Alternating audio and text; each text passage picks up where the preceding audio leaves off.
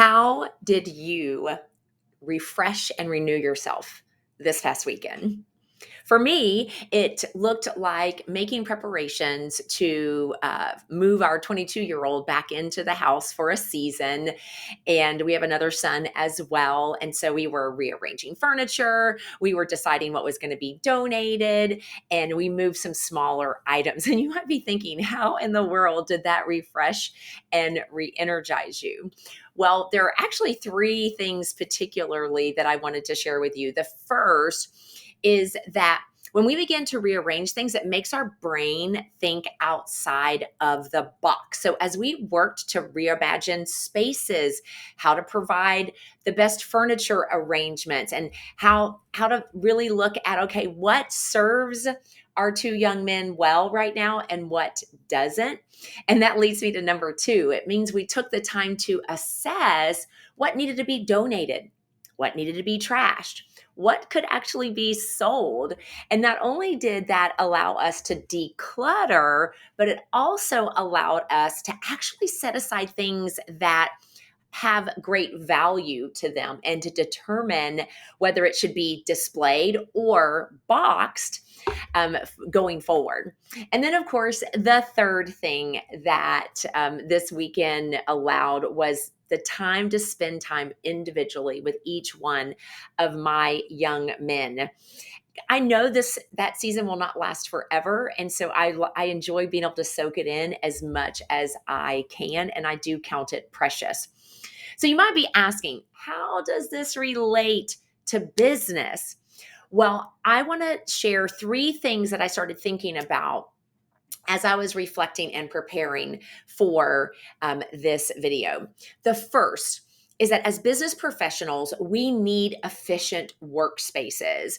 And that may require reimagining what that space looks like, how your furniture is arranged to be able to serve you well as a work from home professional, especially if you work from home. Because you see, let's face it, a lot of people, because of the pandemic, came home to an office that really wasn't designed to work all of the time in it.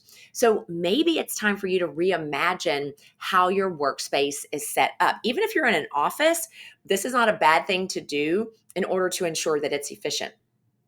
The second thing is, what are you holding on to right now that's actually cluttering your workspace, your thinking, or even your relationships? Two good questions that you could ask yourself is this serving me and helping me to move forward?